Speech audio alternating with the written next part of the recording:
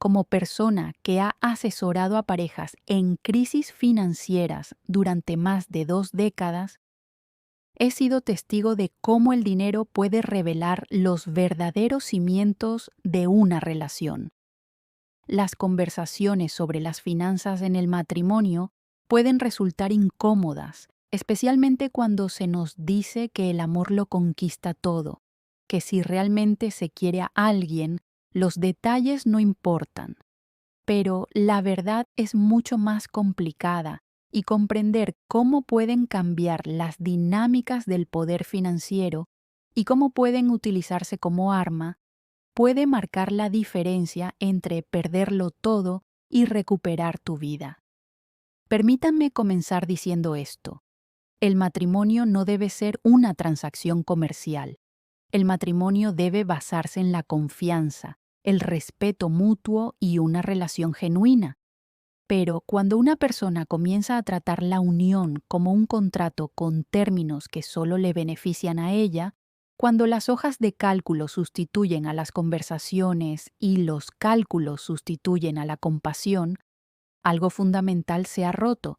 Esto no significa que todos los matrimonios estén condenados al fracaso. Significa que debemos prestar atención a las señales antes de que sea demasiado tarde. Antes de continuar, quiero saber tu opinión. ¿Alguna vez has sentido que tus contribuciones al hogar, ya sean emocionales, domésticas o profesionales, no se reconocen? ¿Has notado un cambio en la forma en que tu pareja habla del dinero después de un cambio importante en su vida? Tus experiencias son importantes y compartirlas en los comentarios ayuda a crear una comunidad en la que todos podemos aprender unos de otros y apoyarnos mutuamente en las transiciones difíciles. Ahora, déjame contarte sobre alguien con quien trabajé. Por motivos de privacidad la llamaré Maya. Su historia no es única, pero es importante, y puede que a algunos de los que lean esto les resulte familiar. Maya llevaba 12 años casada. Tenía una exitosa carrera en análisis financiero, el tipo de trabajo que requiere precisión, atención al detalle y la capacidad de ver patrones que otros pasan por alto. Ella y su marido, David, parecían la pareja ideal. Habían construido una vida cómoda juntos, una casa preciosa, objetivos comunes, respeto mutuo, o eso creía ella. Entonces Maya perdió su trabajo. La empresa se reestructuró. Todo su departamento fue eliminado. No tenía que ver con su rendimiento, pero eso no importaba. Un día tenía una carrera profesional y al día siguiente estaba actualizando su currículum y preguntándose qué vendría después. Esperaba que David la apoyara. Ya habían superado retos anteriormente. Ella había estado a su lado cuando tuvo un problema de salud 2 años antes, encargándose de todo en casa mientras él se recuperaba. Había aceptado proyectos adicionales para cubrir sus gastos cuando su negocio tuvo un trimestre flojo. Eso es lo que hacen las parejas, se apoyan mutuamente. Pero la respuesta de David la sorprendió. 3 días después de que ella perdiera su puesto, la sentó a la mesa del comedor con un documento impreso. He estado pensando, dijo, con un tono mesurado y profesional. Y creo que tenemos que formalizar algunas cosas mientras estás sin trabajo. El documento era un acuerdo financiero doméstico. Establecía un reparto exacto al 50% de todos los gastos, con efecto inmediato. Detallaba de qué sería responsable cada uno hasta el porcentaje de los servicios públicos y la compra. Especificaba los plazos para que Maya consiguiera un nuevo empleo y reanudara sus contribuciones económicas. Era frío, clínico, transaccional. Maya sintió que algo cambiaba en ese momento. No era una conversación, era una negociación contractual, pero ella todavía estaba asimilando la pérdida de su trabajo. Todavía era vulnerable, Todavía esperaba que solo se tratara de David siendo práctico a su manera torpe, así que lo firmó. No discutió, simplemente cogió el bolígrafo y escribió su nombre en la parte inferior. Lo que David no sabía era que Maya ya había empezado a notar cosas, pequeñas cosas, la forma en que él se había vuelto protector con su ordenador portátil, la forma en que había empezado a tener más cenas de trabajo que se alargaban hasta tarde, la forma en que él había evadido la pregunta cuando ella le había preguntado por el saldo de su cuenta de ahorros conjunta unas semanas antes. Ella había descartado esas observaciones en ese momento, atribuyéndolas al estrés laboral por su parte. Pero ahora, sentada frente a su marido con ese frío acuerdo entre ellos, algo en su mente analítica encajó. Antes de devolverle el documento, tomó una fotografía de cada página con su teléfono.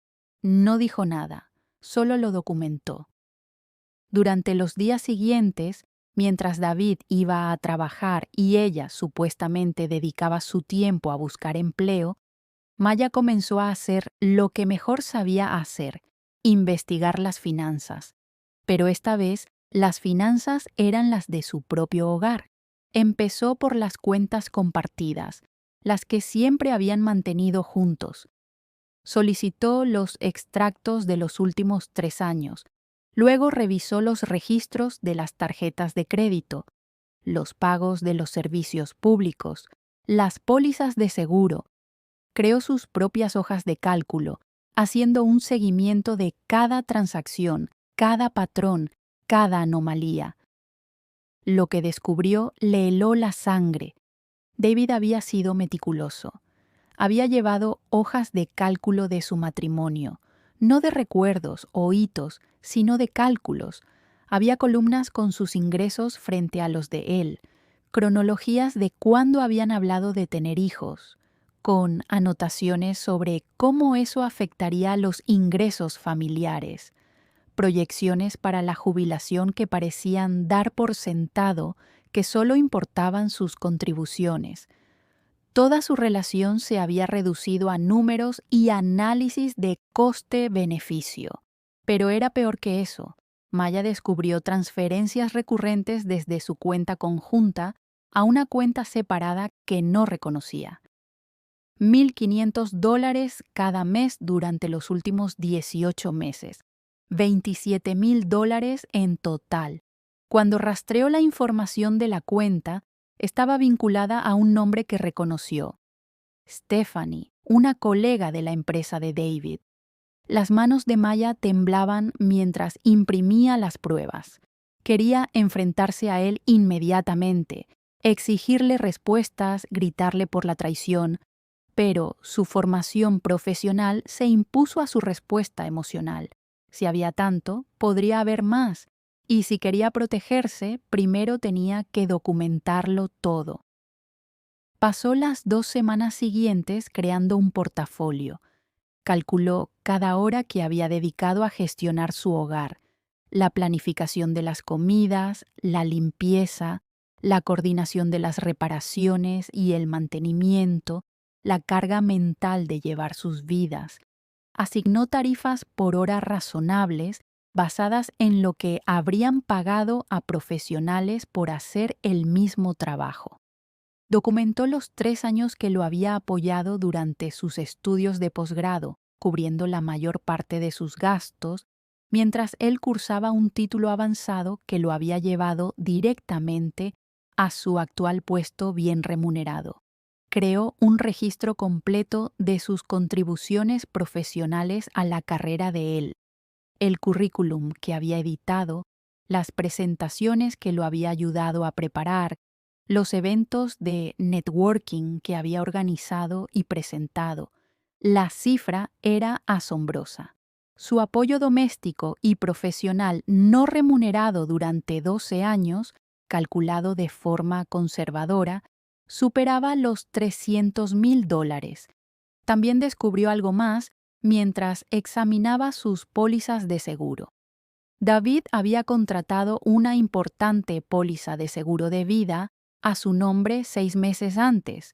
Ella no recordaba haber firmado nada, pero su firma aparecía en los documentos. El beneficiario era él, con su hermana como segunda beneficiaria. La póliza era por $2 millones. Maya sintió cómo el hielo le recorría las venas. La gente no contrata pólizas de seguro de vida de gran cuantía para cónyuges sanos sin motivo. Junto con todo lo demás que había descubierto, empezaba a formarse una imagen aterradora. Necesitaba ayuda, ayuda profesional. Se puso en contacto con un antiguo colega, Jason, que había dejado el análisis financiero para convertirse en abogado especializado en divorcios complejos. Quedó con él en una cafetería lejos de su barrio, llevando consigo su teléfono y una memoria USB con todo lo que había recopilado. Jason revisó los materiales en silencio, con una expresión cada vez más seria a medida que avanzaba en la lectura. Finalmente, levantó la vista hacia ella. Maya, esto es una ventaja sustancial. El contrato que te hizo firmar, junto con estas pruebas de activos ocultos y las transferencias a un tercero, y especialmente esa póliza de seguro, no es solo un mal matrimonio, es un posible fraude. Tienes que actuar con rapidez y ser estratégica. Maya asintió. Ya había empezado a pensar varios pasos por delante. Pero necesitaba una información más. Necesitaba saber cuánto tiempo llevaba planeado. Se puso en contacto con la madre de David, Eleanor, una mujer con la que siempre había tenido una relación cordial. Quedaron para almorzar solo ellas dos. Maya se mostró cautelosa al principio, tanteando la conversación, pero Eleanor la sorprendió al hablar primero. «Te preguntas si estás imaginando cosas», dijo Eleanor en voz baja, dejando su taza de té sobre la mesa. «No es así. Yo pasé por algo similar con el padre de David hace 30 años. Era demasiado joven y estaba demasiado asustada para defenderme adecuadamente. Lo perdí casi todo». Eleanor abrió su bolso y sacó una carpeta. Dentro había viejos documentos financieros, cartas y un contrato que se parecía mucho al que David le había presentado a Maya. «Aprendió esto de su padre», dijo Eleanor, con la voz tensa por la ira acumulada. «El frío cálculo, los planes de contingencia, la forma de ver el matrimonio como una transacción que hay que optimizar. Debería haberte advertido, pero esperaba que David fuera diferente. Lo siento». Los documentos que Eleanor proporcionó mostraban un patrón de comportamiento que se extendía a lo largo de generaciones.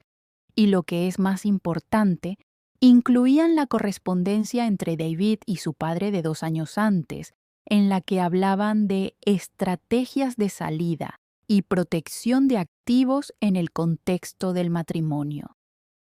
Eleanor lo había guardado todo, quizá sabiendo que algún día podría ser importante. Maya le dio las gracias a Eleanor y le prometió mantenerse en contacto. Ahora tenía lo que necesitaba, o al menos eso creía. La última pieza encajó por casualidad. Últimamente David había estado atendiendo más llamadas en su coche, sentado en la entrada con el motor en marcha antes de entrar en casa. Maya se había dado cuenta, pero no había dicho nada.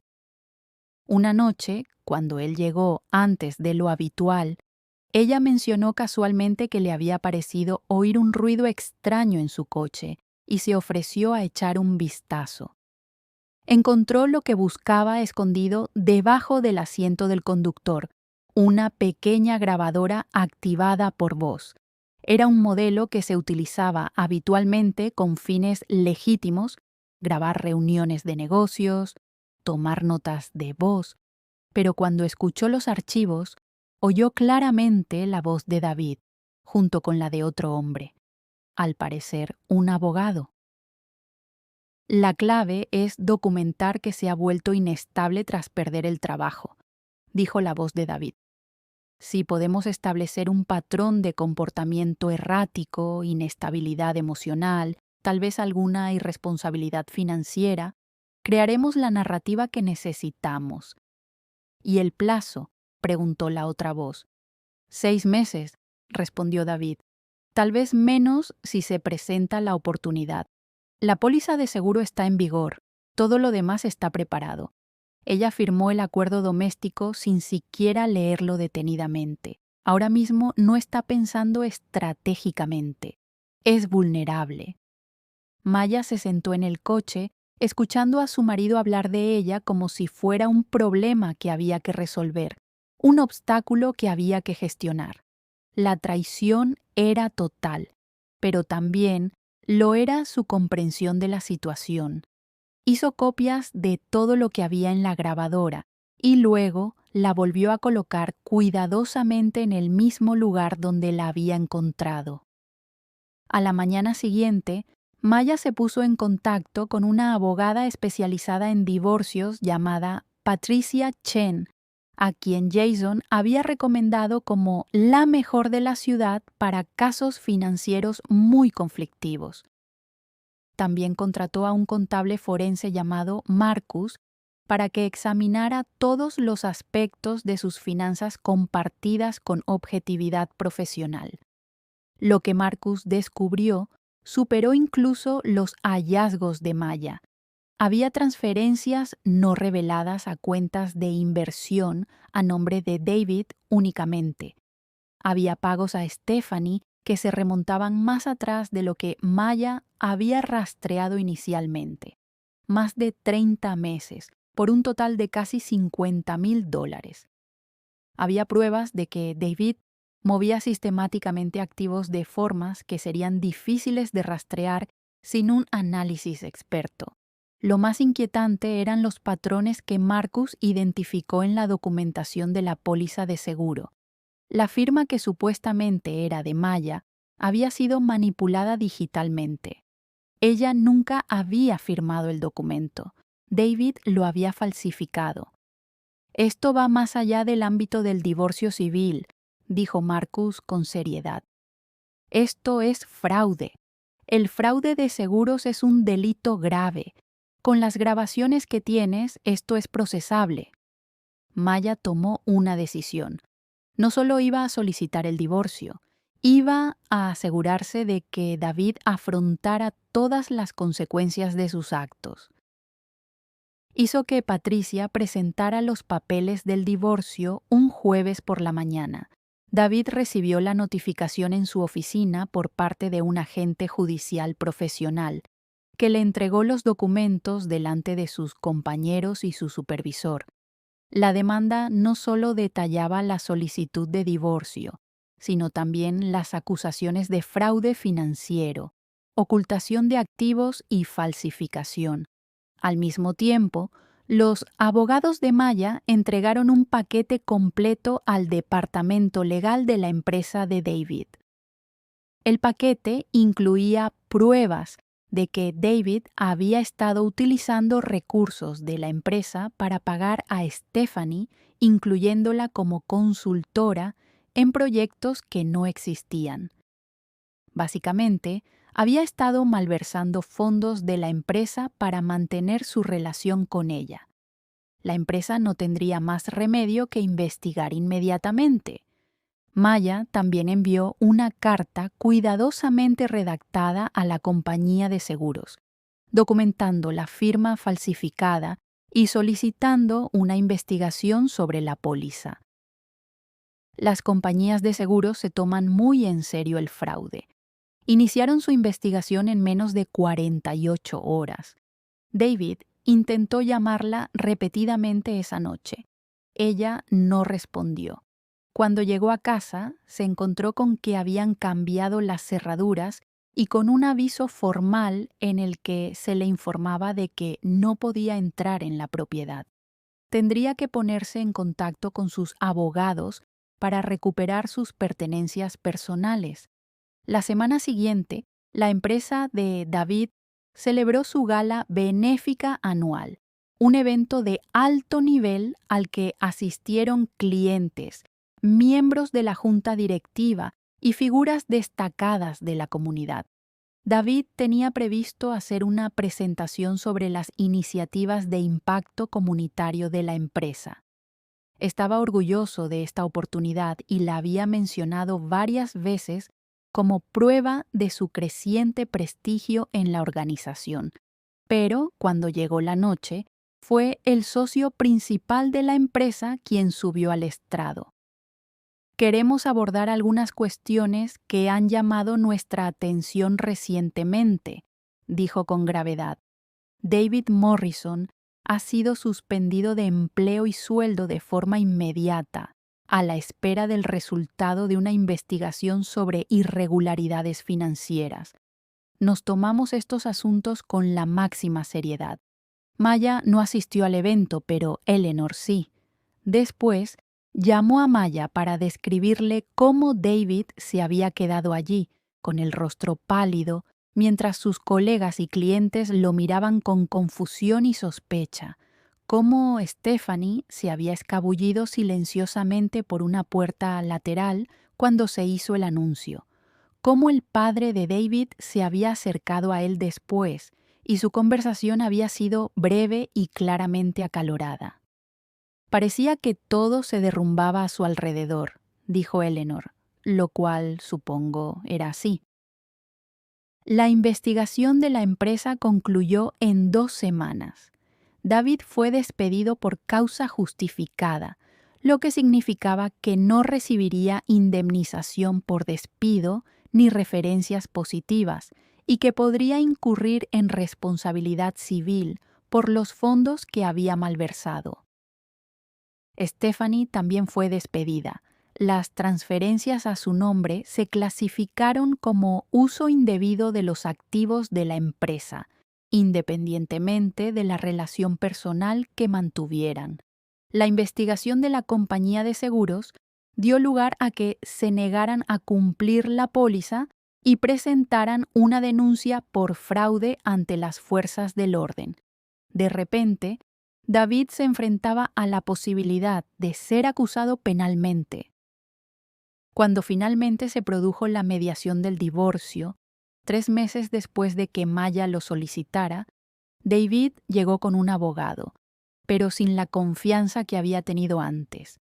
Patricia Chen expuso metódicamente todas las pruebas: la póliza de seguro falsificada, los activos ocultos, las transferencias a Stephanie, las grabaciones en las que planeaba presentar a Maya como una persona inestable, el patrón de comportamiento generacional documentado por Eleanor, el despido y la investigación penal pendiente. El abogado de David examinó los materiales, miró a su cliente y pidió una consulta privada. Cuando regresaron, el tono había cambiado por completo. «Mi cliente está dispuesto a discutir los términos del acuerdo», dijo el abogado en voz baja. El acuerdo final le dio a Maya la casa, libre de cargas. Recibió el 60% de todos los bienes matrimoniales, incluidas las cuentas de jubilación y las carteras de inversión de David.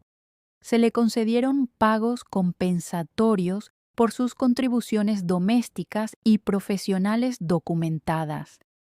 El acuerdo total superó los $800,000 en activos y pagos futuros. David también aceptó una cláusula que le impedía impugnar cualquier aspecto del divorcio o discutir públicamente los términos del acuerdo. Renunciaría a cualquier reclamación futura sobre cualquier cosa que Maya ganara o adquiriera. No tendría ningún contacto con ella, excepto a través de los abogados para cualquier asunto administrativo pendiente. «Has destruido mi carrera», le dijo David el último día de la mediación con voz hueca. «Me lo has quitado todo». Maya lo miró con calma, a este hombre al que una vez había amado, a esta persona que había calculado su valor en hojas de cálculo y había planeado su eliminación como si se tratara de una transacción comercial. No, dijo simplemente. Documenté lo que hiciste y me protegí. Tú destruiste tu propia carrera en el momento en que decidiste tratar nuestro matrimonio como una adquisición hostil. Se levantó, recogió sus papeles y se marchó. No miró atrás. Los siguientes 6 meses fueron transformadores. Maya recuperó todos los espacios de la casa que habían sentido como suyos y los convirtió en completamente suyos. Pintó las paredes, reorganizó los muebles, creó una oficina en casa que reflejaba sus propios gustos y necesidades. Desmanteló sistemáticamente la vida que habían construido juntos y construyó algo nuevo a partir de las piezas que importaban. También empezó a pensar en qué haría a continuación profesionalmente. Siempre había sido hábil en el análisis financiero, pero ahora tenía un tipo de experiencia diferente. Entendía íntimamente cómo funciona el abuso financiero en las relaciones, cómo se esconde a plena vista, lo devastador que puede ser. Maya lanzó un servicio de consultoría diseñado específicamente para ayudar a las personas a documentar los patrones financieros en sus relaciones.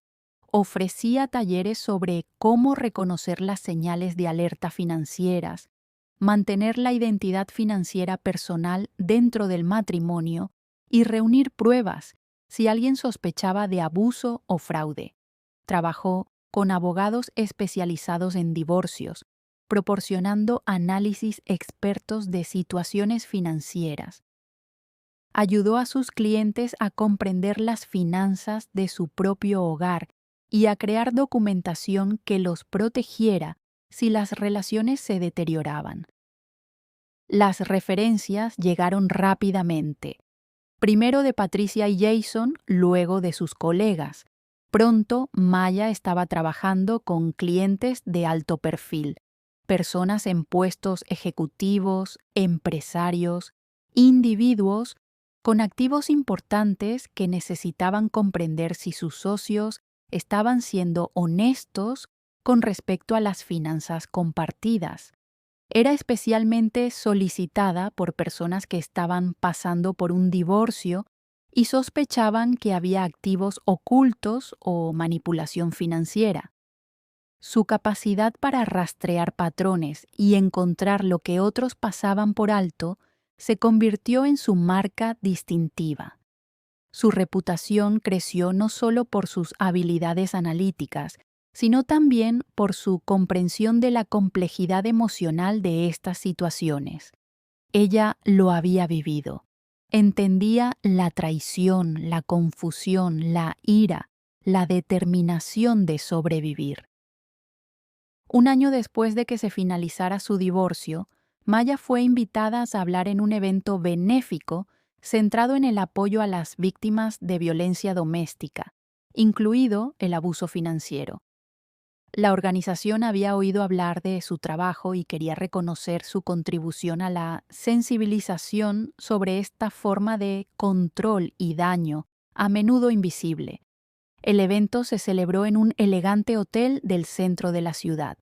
Maya llevaba un vestido azul oscuro y se situó en el estrado, mirando al público compuesto por supervivientes, defensores, abogados y líderes comunitarios. Compartió su historia, no todos los detalles, pero sí los suficientes. Habló del contrato, de las hojas de cálculo, de la póliza de seguro, de las grabaciones, del momento en que decidió luchar con documentación y pruebas, en lugar de solo con emociones y esperanza. El abuso financiero es insidioso porque es legal hasta que deja de serlo, afirmó. Controlar el dinero, ocultar activos, coaccionar acuerdos. Estas cosas ocurren a puerta cerrada y las víctimas a menudo no se dan cuenta de lo que está pasando hasta que ya están atrapadas. Pero la documentación lo cambia todo. Las pruebas crean opciones. El conocimiento crea poder. El discurso recibió una ovación de pie.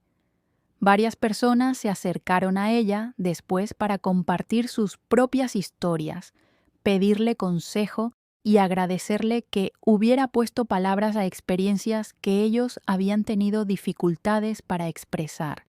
Cuando salía del evento, recogiendo su abrigo del guardarropa, lo vio. David. Estaba al otro lado del vestíbulo, aparentemente asistiendo a otro evento en el mismo hotel. Sus miradas se cruzaron por un instante. Él parecía diferente, más viejo, de alguna manera, disminuido. Había encontrado un nuevo empleo, según había oído a través de conocidos comunes, pero en una empresa mucho más pequeña, con una fracción de su estatus y salario anteriores. Su vida se había reducido, mientras que la de ella se había expandido. Maya no sonrió, no frunció el ceño, simplemente lo miró con la tranquila certeza de alguien que había sobrevivido, que había luchado, que había ganado, no porque lo hubiera destruido, sino porque se había negado a ser destruida. Después de un momento, David apartó la mirada primero. Se dio la vuelta y caminó hacia los ascensores, con los hombros ligeramente encorvados. Maya se puso el abrigo y salió al aire fresco de la noche. Tenía una consulta programada para mañana por la mañana con un nuevo cliente. Tenía que preparar un taller para la semana que viene. Tenía una vida que había construido desde cero, basada enteramente en sus propias habilidades, su propia fuerza, sus propios términos. 6 meses después, Maya recibió un premio de una organización nacional dedicada a combatir el abuso financiero. El reconocimiento vino acompañado de un artículo en una importante publicación, en el que se destacaba su trabajo y su impacto.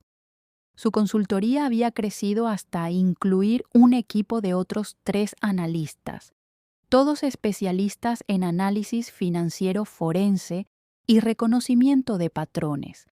Había ayudado a más de 200 clientes a documentar sus situaciones. 47 de ellos se habían divorciado con éxito y habían obtenido acuerdos favorables. 32 habían optado por permanecer en sus matrimonios, pero habían establecido activos personales protegidos y límites financieros claros. 15 habían reunido pruebas suficientes para que sus parejas acudieran voluntariamente a terapia y aceptaran una transparencia financiera total. Todos ellos habían empezado de la misma manera que Maya, notando que algo no iba bien, sintiendo ese cambio de la relación de pareja a la transacción, reconociendo que necesitaban protegerse. La ceremonia de entrega de premios se celebró esta vez en su ciudad. Entre el público se encontraban muchos de sus antiguos clientes, algunos de los cuales compartieron sus historias públicamente por primera vez. Hubo lágrimas y aplausos y un profundo sentido de comunidad entre personas que habían sobrevivido a traiciones similares y habían salido fortalecidas. Cuando Maya aceptó el premio, sostuvo la estatuilla de cristal durante un momento antes de hablar. Esto representa a todas las personas que se negaron a aceptar que su valor pudiera calcularse en una hoja de cálculo, dijo. Todas las personas que documentaron, que reunieron pruebas, que lucharon con hechos y verdades.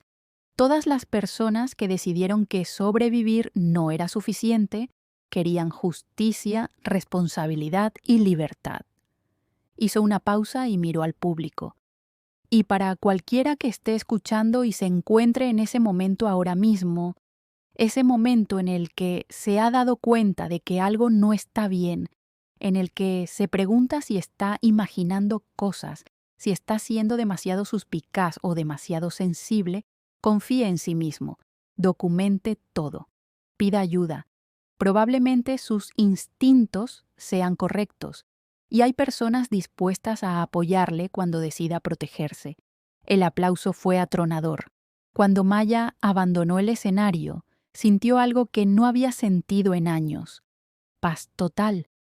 No porque el pasado no importara, sino porque lo había transformado en algo significativo. Su dolor se había convertido en un propósito. Su supervivencia se había convertido en servicio. Había construido una nueva identidad centrada por completo en la autonomía, la responsabilidad y la defensa. Ayudaba a otros a encontrar su propia fuerza, a documentar sus propias verdades, a recuperar su propio poder. Ese era ahora su legado, y era mucho más valioso que cualquier vida que hubiera compartido con alguien que solo la veía como una partida en sus cálculos. 3 años después de su divorcio, la consultora de Maya ocupaba toda una planta de un edificio de oficinas en el centro de la ciudad. Ahora tenía 12 empleados. Se habían expandido para ofrecer orientación jurídica, derivaciones a apoyo terapéutico e incluso programas educativos en institutos sobre educación financiera y cómo reconocer la manipulación en las relaciones. Había vuelto a salir con gente, con cuidado y según sus propios términos. Había viajado a lugares que siempre había querido ver, pero que David había descartado por considerarlos poco prácticos. Había vuelto a conectar con amigos de los que se había alejado durante su matrimonio, reconstruyendo esas relaciones con intención y cuidado. Maya había aprendido algo profundo a través de todo ello. Lo contrario del abuso financiero no es solo la independencia financiera, es la autonomía financiera, la capacidad de tomar decisiones sobre tus propios recursos, tu propio futuro, tu propia vida, sin miedo, sin control, sin cálculos que te reduzcan a números en una página. Su trabajo siguió creciendo, su impacto siguió expandiéndose, y cada día ayudaba a alguien más a dar ese primer paso para documentar su verdad y recuperar su poder. Había convertido su peor experiencia en su mayor fortaleza, y al hacerlo, había descubierto que la supervivencia, la verdadera supervivencia, no consiste en salir indemne de algo, consiste en utilizar lo que intentó quebrarte como base para algo inquebrantable. Ese es el mensaje que quiero que os llevéis hoy. Si estás en una relación en la que se utiliza el control financiero en tu contra, en la que el dinero se ha convertido en un arma en lugar de un recurso compartido, en la que tus contribuciones se descartan o se calculan fríamente, tienes más poder del que crees. La documentación es tu escudo. Las pruebas son tu arma. El apoyo profesional es tu estrategia. No tienes por qué aceptar que te reduzcan a una cifra. No tienes por qué quedarte atrapada por miedo a las consecuencias económicas de marcharte. Hay personas como Maya, como los abogados, contables forenses y asesores que trabajan con personas exactamente como tú, dispuestos a ayudarte a preparar tu caso y proteger tu futuro. Me encantaría saber si esta historia os resulta familiar a alguno de vosotros. ¿Has experimentado control financiero en una relación? ¿Has reconocido señales de advertencia que antes ignorabas? Comparte tus opiniones en los comentarios. Tu historia podría ser el estímulo que otra persona necesita para actuar. Si te ha parecido útil, compártelo. Este tipo de conocimientos pueden cambiar vidas e incluso salvarlas. Considera la posibilidad de suscribirte para no perderte futuras historias sobre cómo reconocer el abuso, desarrollar la resiliencia y recuperar el poder. Recuerda, tu valor no se puede calcular en una hoja de cálculo. Tus contribuciones no se pueden reducir a dólares y plazos. Te mereces una relación de pareja, respeto e igualdad.